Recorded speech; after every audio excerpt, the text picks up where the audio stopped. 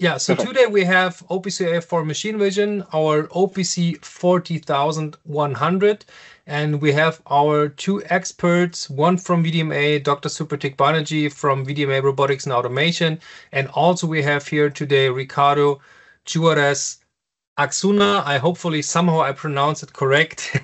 He's senior software engineer at MV Tech. So the stage is yours. Thank you, Andrea. So yeah, my name is Supratik Banerjee, and I'm accompanied with my colleague Ricardo Juarez Acuna. This one is the right one, right? Perfect. We are both co-editors of part two of the specification, but we will anyways go through part one and part two, and let's dive in. So I will take care of the first part of the presentation. Then Ricardo will jump in with some explanations about part one, and then I will come back again with some more information on part two. So I hope you can all see the agenda for today's presentation. We will just start briefly with the introduction into the domain, about the machine vision domain and why the machine vision domain experts wanted OPC UA, or they wanted to have an OPC UA model for their own domain, or an OPC UA companion specification specifically for their own domain.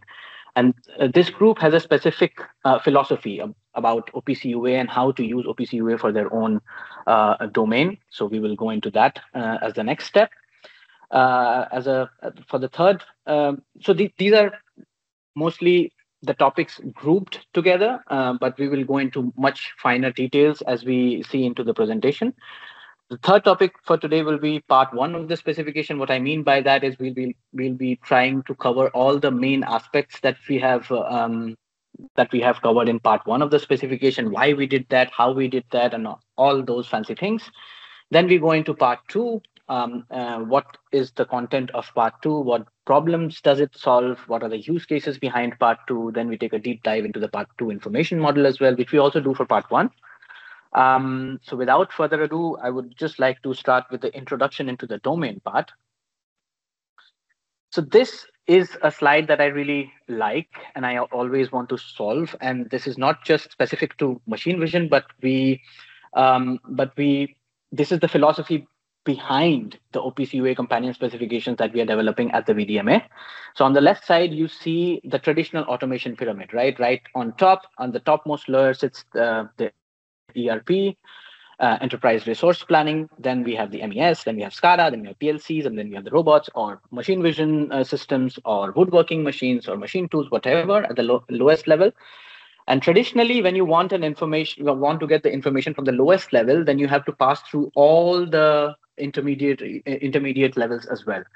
But where we are going towards is on the right side. We are going towards everything is connected to everything kind of a scenario, and we do it with OPC UA. So at least the VDMA has decided and is going full force forward with OPC UA and is trying to develop OPC UA technology for all the domains that we have under the VDMA.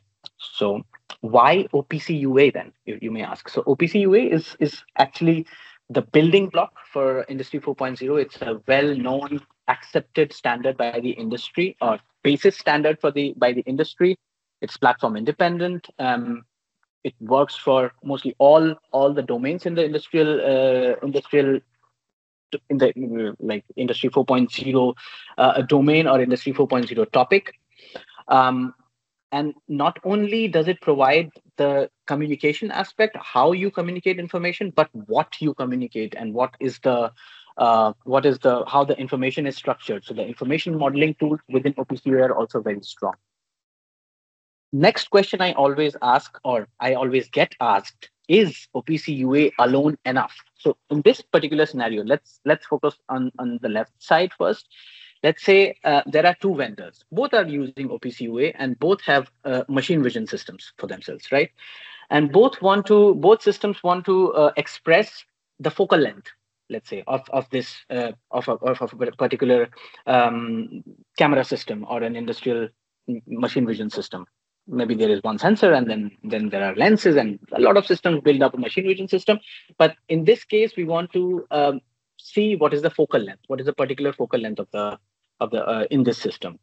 Vendor A is exposing this as maybe a variable which is called FL. Vendor B is exposing with a variable which is called focus. So think about a client that is consuming this information, that wants to display this information on a monitoring client or an informative client, for example. It would really have to know how vendor A is using OPC UA to express focal length and how vendor B is using to express the same information. So even though both vendors are using OPC UA, it's not really solving the problem, because for the client, it has to know the same thing being expressed by two different vendors, and without knowing this, then it cannot use the information.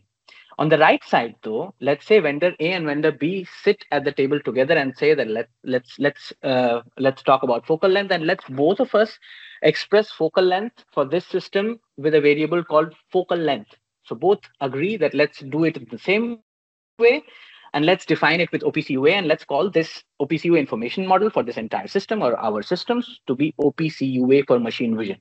In this case, the client consuming the information will just plainly depend on the companion specification or the OPC UA for machine vision domain specific model, and it is just irrelevant for the client to know how vendor A is using OPC UA to express the same information and how vendor B is using OPC UA. So in that case, it is standardized, and this is what an OPC UA companion specification looks like. So it's a domain specific OPC UA based model, which standardizes certain parts of the information model specific to that domain. So I hope this made sense why we develop OPC UA companion specification at the VDMA, and why the machine vision group decided to do the same. So when they decided this was long back, 2016, 2017, all the groups came together, not just the consumer representatives, but also the provider representatives, because if there's no handshake between the users of the standard and the providers of the standard, then it just doesn't make sense. So on the left side, you see all the players, all the major players that have committed to develop this standard. So I talked about vendor A and vendor B sitting at the table and deciding what to standardize. And these are all the players that sit together and decide how to provide, what is common to all of them. And that's how you go develop. That's how these parts of the standard on OPC UA machine vision as a companion specification has been developed. How do we structure this? So not only do we have a companion specification with the machine vision domain, but we also have an international agreement with all associations worldwide that deal with machine vision. So that deal with machine vision and the machine vision standards. And this agreement, this group is known as G3. Why G3? Because it signifies the different continents. So there is the Americas, there's Europe, and there's Asia. So G3. From the US, we have the A3. From Europe, we have VDMA and EMVA. From Asia, we have Japan and the Chinese Machine Vision Association. So what does this G3 group do? It gives mandate to the VDMA. Whenever VDMA has something new in this domain, it shares the information with the G3. And then G3 accepts this or says, okay, this works, and then promotes our own standards worldwide. So it's a kind of a cooperation between the OPC Foundation, with VDMA, and all the machine vision associations that are there in the world that deal with machine vision specific standards.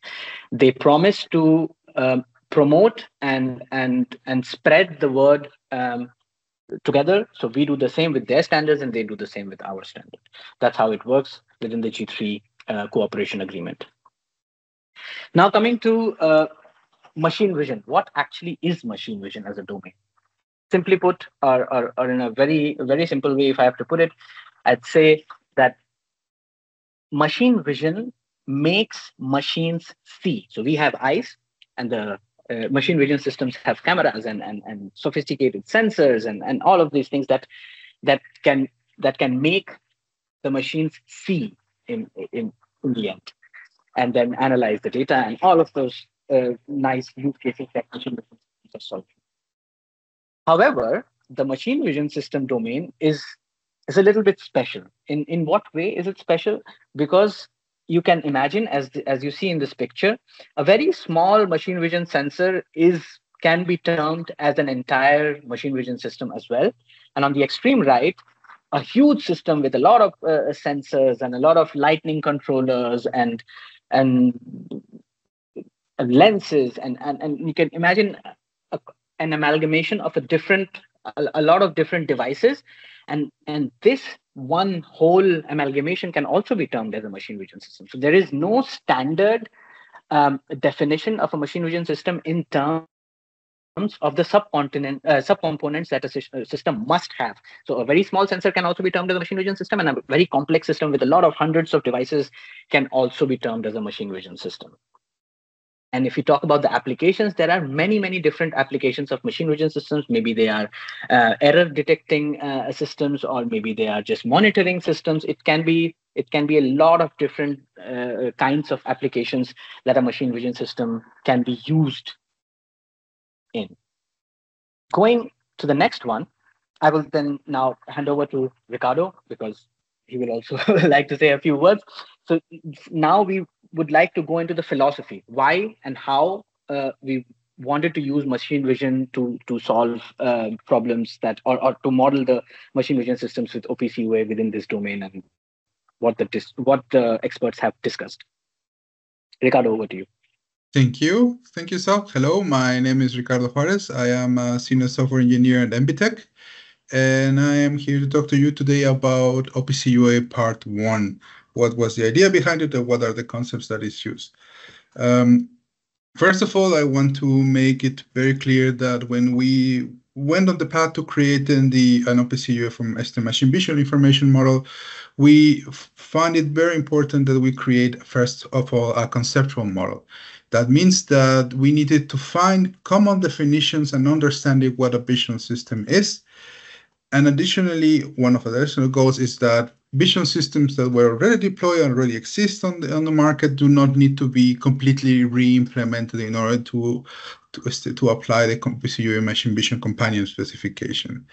And so we thought about OPC UA as an additional interfaces that lives in parallel with many other interfaces that can control the vision system or extract information from the vision system.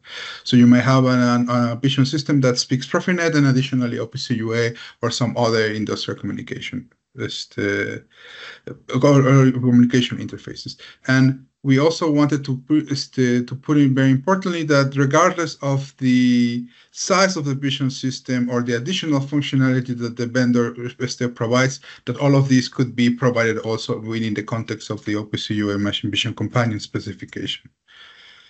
Can you go to the next one, please? So, because of these ideas, it is very important to make a very big important difference. The OPC UA server is not the vision system, right?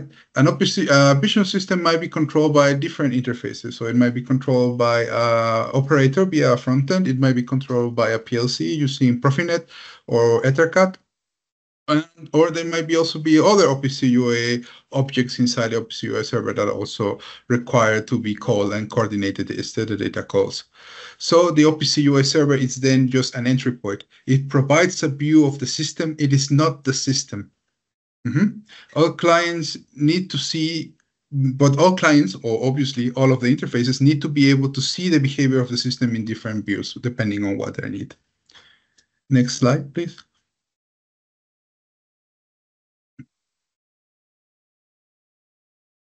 And so when we created this concept model, we tried to separate the data in 4 different big categories. So the first category is the recipes. And recipes represent a single vision task, either, for example, reading a barcode or analyzing some defects, and includes a lot of procedures, parameters, properties, and algorithms inside. All of these inside what we call a recipe. Additionally, we have configurations, which configurations represent these additional settings that might be needed to change depending on where the vision system is being executed. Not necessarily only the computer, but also the hardware, but also the environment. So if you are in a, no, go back, not yet. Not necessarily just the the system is exactly the same, but perhaps the lighting of the lighting of the system in that particular part of the factory is slightly different, and so you must change your parameters.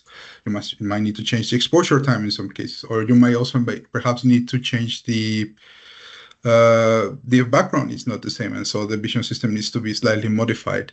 Then additionally, the next category is results, which is the actual data that usually the customer is the one that is interested on. And these results are generated every time a recipe is executed in a job. The last category of data that we wanted to call is the events and conditions. And events and condition basically is just what happens on the vision system. So if the vision system goes into an error state, I want to get an event that tells me, hey, something happened here, you need to fix it. Or for example, when I'm starting an execution of a job with a particular recipe, I also want to get informed that this thing is happening in the system and so on. So all in all, this is a very generic concept. It's not really specific to machine vision. Is actually quite generic, but in this case we are trying to do it so it's specific for we try to focus it on our use cases. Now you can go to the next one, please. And so we have decided, based on this concept model, we decided to create the vision, to imagine the vision system not as like all of these components that happen in the background, but for controlling purposes, the vision system is only a black box. Means that data in and data out. So there's a lot of specifics about the vision system that are not reflected in the information model. So if the system in the background is acquiring images or doing something in the background, you might not get the information exactly what is happening on every single step of the way. Everything needs to be a black box, and so you are able to better control it. That's why when you think about it as a black box, what we design is basically an interface. So a group of methods so that you can control the vision system. Next one, please.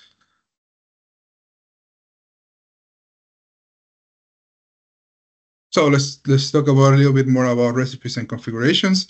So recipes can be very complex. So it might contain just one file, or it can contain multiple files. It can contain different information and so on. So it is, again, easier to handle everything as a black box. So the vision system, so the company specification does not specify that your recipes must be a single file.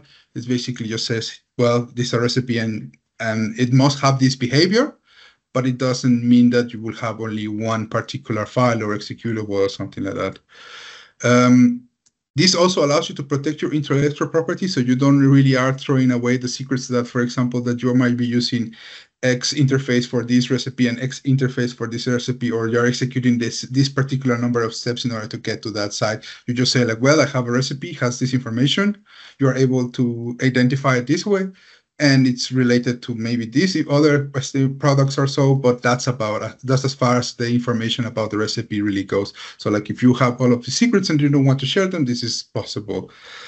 Additionally, recipes might not be created locally on the machine or not be available directly on the machine. So some companies decide that it is a better idea to have a centralized recipe store where they have all of their processes, and they are able to take this information, the recipes from that store, and then push it into the vision system. So the OPC UA companion specification, machine vision companion specification, also allows you to push these recipes and configurations into different machines as needed.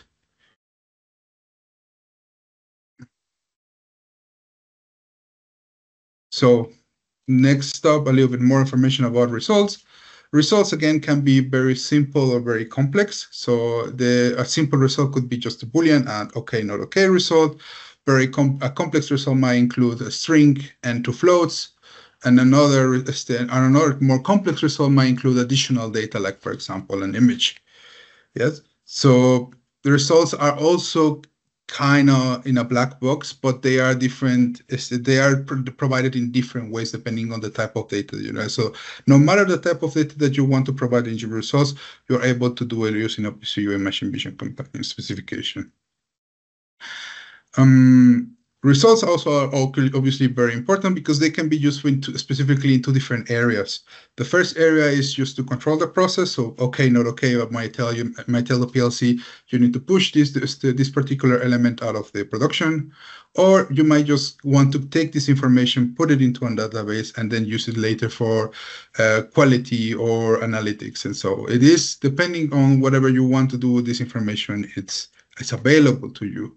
Additionally, the more you go into this analytics and be able to log of this data for whatever reason you have, you might find the need that it needs to be traceable. It means that all the results need to contain additional metadata that tells you how the result was generated. So, for example, the results contain information, for example, which job was the one that generated the result, which recipe was used to execute it, which configuration was used to execute it, and then you are able to set up this change of responsibility. Hey, how is this data was generated and what's happening? So this also allows you to find errors during your processes. Because if you are executing a recipe, but the configuration was slightly off, and then you're getting incorrect results in a particular production line, you are very more easily able to pinpoint, hey, well, it's because the configurations are exactly not the same, right?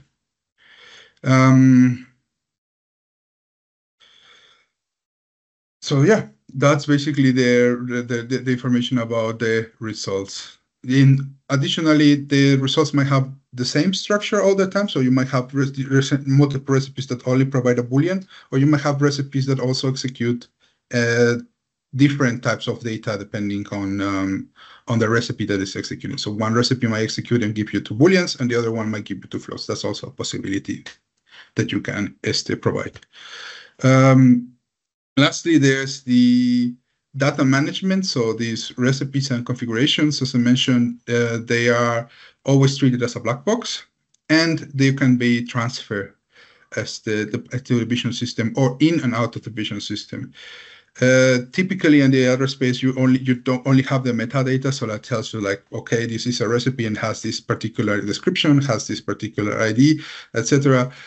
But and you don't need to specify the information headers. You are able to query the information about what's currently available on the system using some get methods. So there's get recipe list, get recipe ID, or get configurations, etc. That allows you to see, well, what exactly is running on my vision system this time, and then you're able to get this information. Then you're also able to filter for parameters and so on. You are again able to push, add, or remove recipes depending on whatever you want to do. And again, everything is a black box, so you are able to transfer it as you want. It is the way to transfer the recipes into the vision system is using the temporary transfer file, which is part of the OPC UA Machine Vision standard. So everything is standardized.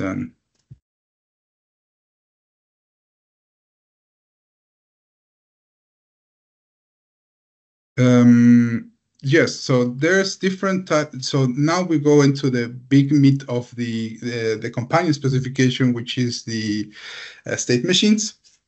This was really the big important part of that was introduced into OPC UA Machine Vision companion specification. And we decided to separate our hierarchy.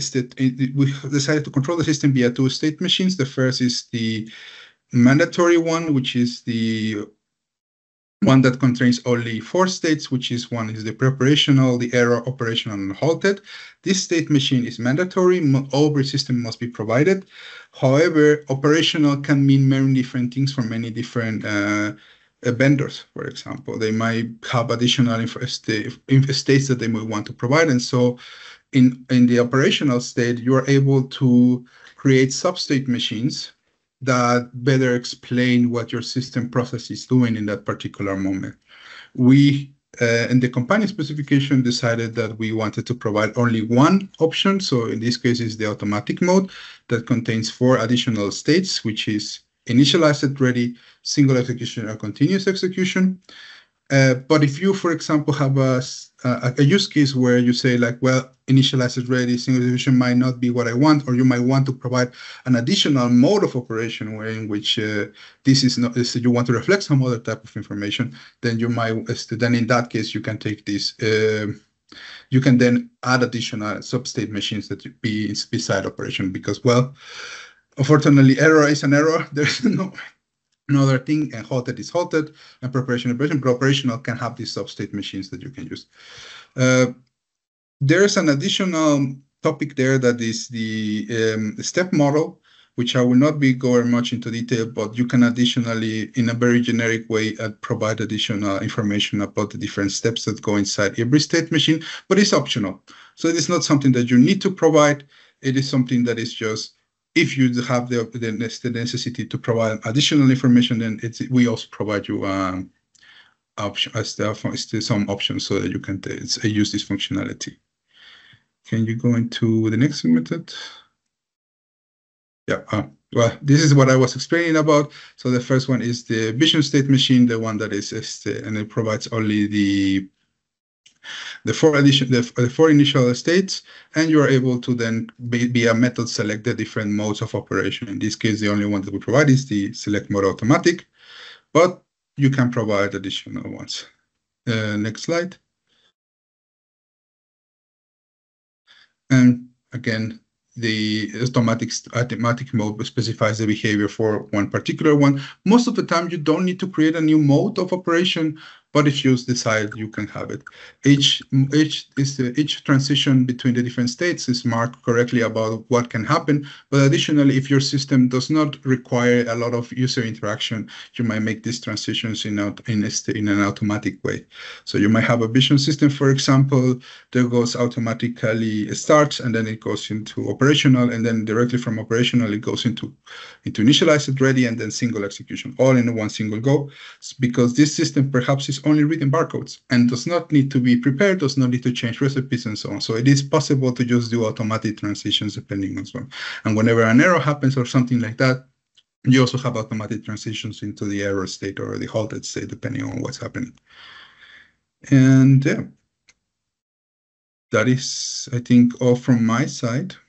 Oh, well, there's the big overview model of everything that is provided. So you have the vision system type that contains all of the information, all of the different managements. So the configuration management, recipe management, result management, state machine. There's a safety management, state management that I have not covered here in these slides because otherwise it gets more complicated.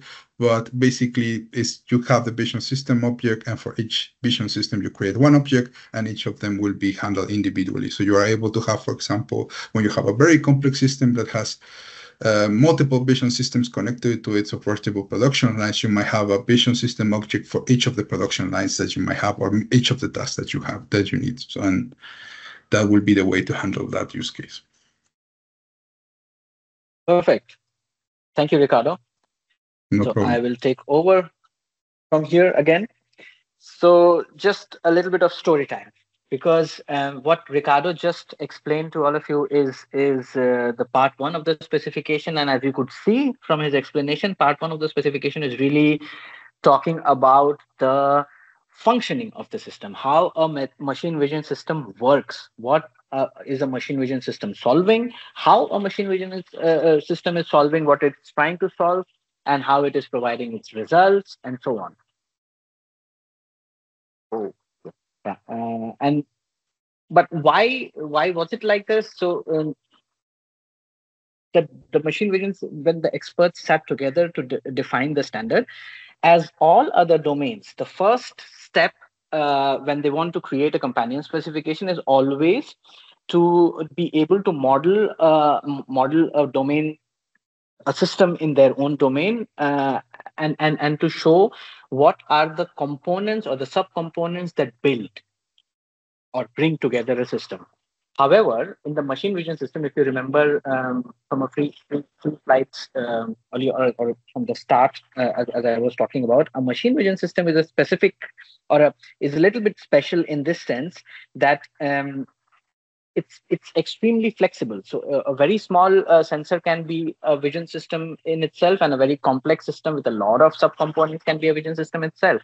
So how do we really specify what are the subcomponents of the system? At the time that the group was formed to build this companion specification, or to build or to model a vision system into its subcomponents, even the OPC UA base specification was not, or the tools in the base specification was not so flexible that we could really define a flexible system, or we could really say that, yeah, everything is optional, only this and this parts create a vision system. For example, what you see on the screen, there is a camera, let's say, and there is a lighting, and there are some other subsystems, and all of them built together one vision system. But this is not fixed for all vision systems of the world. You can say that the camera subsystem is the only subcomponent, and it is the entire vision system in itself. So we really wanted a flexible modeling approach, and that came with a certain number of use cases. Why did we want to do that? I mean, it makes sense because all the other domains, when they start developing a companion specification, they always model the entire system into its subcomponents, and then the asset management parameters, condition monitoring parameters. But this was just not possible at the time that this machine vision group started with its work. But once the part one companion specification was released, they came back to the topic and said that we have to solve these problems. We have to give the clients the possibility to have asset management parameters, the possibility to see the subcomponents of the system and the relationship between the subcomponents, the dynamic maintenance information, the health information about the subcomponents. There's the possibility to record all the information all in one place and check over a period of time to see what's going on in the system, if something is going to work in the future, not going to work in the future, how do we maintain the system. So we came back, and by this time, as far as I remember, late 2019, early 2020, there was a possibility to do or to model extremely flexible systems using OPC UA. And that is what we did.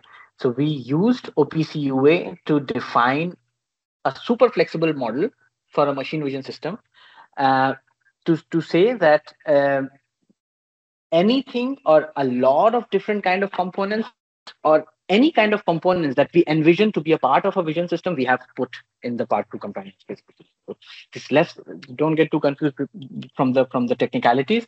Just remember that maybe a robot system can also be a part of the vision system. So in that case, we have a folder for motion devices, which just can consume the OPC UA for robotic specification, because that is the specification that defines a motion device with OPC UA. And how do we do this? So we built a future-proof model. What does the future-proof model mean? You can see that on the left side, we say that the vision system type, or the vision system, has several components. Maybe a vision system has a display unit. Maybe a vision system has a computing device. So we have provided the possibility to model a computing device, but we are not saying that this specification is an expert specification for all computing devices in the world. Maybe there will be a companion specification in the future, which is OPC UA for computing devices, OPC UA for controllers, or something like this.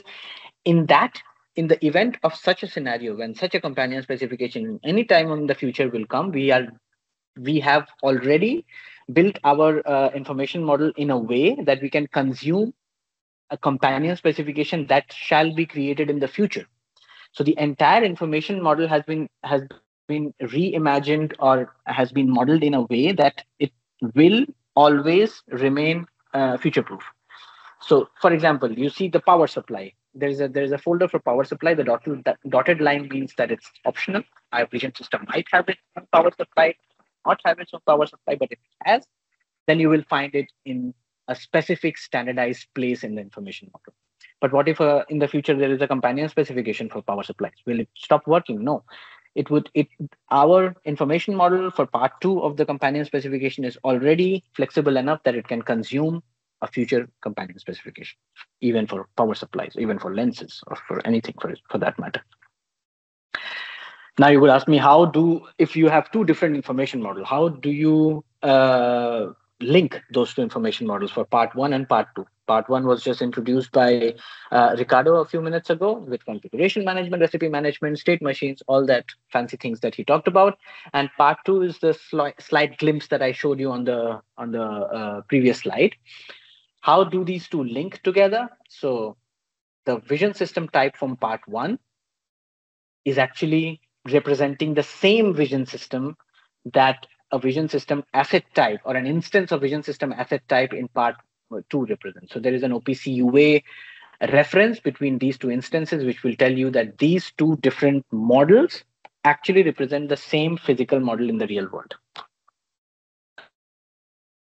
How does this work? So we are not reinventing anything.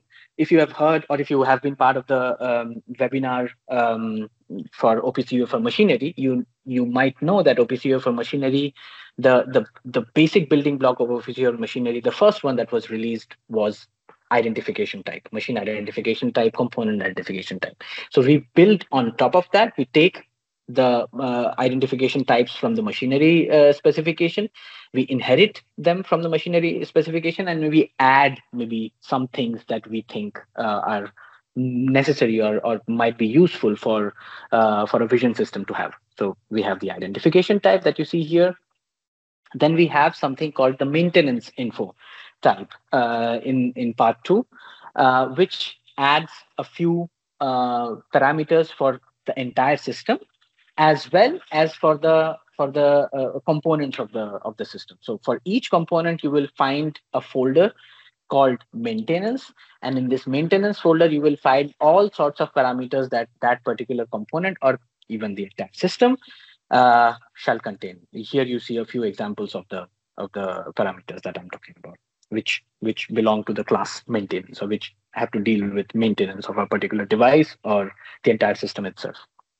So in short, what I mean to say is you will see a maintenance folder in all the subcomponents of the system. If I go back a few slides, you can see here that not just the system itself, the system, if you go into the system itself, you will see identification, maintenance info, health info, or identification, maintenance, health. And also within each of these components, when you instantiate a component, then you will also find identification, maintenance, and health for each of the components as well. And then within those categorizations, within those groupings, you shall find the maintenance information or the parameters representing that information within the component itself, and also within the system itself. Next is health information. For health as well, we have a type, vision health info type, and this instances of this type shall be found within this folder called health. And a few of the parameters have already been standardized within part 2 of the specification, but it can always be enhanced by more specific information, or for some particular subcomponents. Let's say for the computing device, I will come to it in the next slides, how we can enhance the maintenance and health info of particular subcomponents. This is the interface that you also, OPC UA interface that you also saw on the previous slide. And I am showing you this on this slide just to say that this particular information, iVision info type, will not just be supported by the system as a whole, but it shall also be supported by all of the components of the vision system. Just to say that the vision system as a whole shall have 3 add-ins. So shall have 3 subcomponents, one for identification parameters, one grouping the maintenance parameters, and one grouping the health info parameters. And also the subcomponents of the system shall have the exact 3 groupings for all subcomponents. The computing device will have the same, the physical interfaces will have the same, the lighting controllers will have the same groupings. The parameters within those groupings can change depending upon what subcomponent we are talking about, but the groupings for the entire system plus also for the subcomponents still remain the same. So there is uniformity in the model, in that sense that it doesn't matter wherever you scroll or wherever you're exploring in the information model. If it's a subcomponent, you will still find these 3 groupings. If you're seeing the system as a whole, you will still find these 3 groupings. But what resides inside these 3 groupings are specific to that particular subcomponent or are specific to the entire system as a whole. I hope that makes sense. So this is a concrete example. In this example, I'm showing you how the generic or parameters that are common for all components for the entire system as a whole has been enhanced by a specific component. In this case, let's say this component, we are talking about the computing device that is controlling the entire vision system. So once we go to the computing device, as I said in the previous slide, you will still find 3 groupings, one for identification, one for maintenance, and one for health. But for a computing device specifically, apart or more than the common information that is already there for all components, you will find these three additional variables as well in the maintenance grouping, and you will find a few more variables for the health grouping. And this is specific to computing devices. Now imagine a lighting controller. In a lighting controller, there will be a few additional parameters for maintenance specific for lighting controllers, and a few additional parameters that represent health specific to the lighting controller. And this is all being grouped together in an interface. And this interface shall be implemented by the instance which represents the computing device. So in the event that in the future, there is a companion specification for computing devices, for that particular, for an instance taken from a future companion specifications type to be compatible with the machine vision specification of today, it just has to implement this interface. As long as it implements this interface, it's all good, because the part 2 information model accepts instances of base object type, which is like the most open object type that you can have in an OPC UA model. This is what I mean. So we do say that in the future, if there is a companion specification available for computing device, we'll just take it and consume it. However, since it is not there yet, at least, we have provided helper types for all possible subcomponents of the system. So I think there are 30 odd subcomponents that we imagine a vision system might have. Outside this 30 subcomponents, we don't imagine, or the expert group doesn't imagine, that there might be something that we have left out. So all possible permutations and combinations of these set of subcomponents have been covered by part 2 of the specification. But we can never know what happens in the future. In that is the reason we have provided helper types for all subcomponents that we have defined at the moment in the part 2 specification. So you don't really have to wait for a future specification to come and only then implement, but you can, if there is not a specification for it, then you just take the helper type in our specification. But for example, there are already companion specifications which we have consumed, for example, OPC for robotics. In that case, we do not define a helper type because that companion specification already exists, and we highly recommend to use types from that companion specification, or more specifically, to instantiate the types of a companion specification that already exists today and plug it into the part 2 information model for OPC for machine vision. And that would be it from our side. Just a small additional note. So this we talked about part 1 of OPC for companions, OPC for machine vision companion specification, and part 2 for OPC for machine vision companion specification. But we have also demonstrated that both these parts actually work. How did we do that? So for part 1 of the specification, there was a hardware demonstrator created by the group, and this explained how part 1 of the specification works.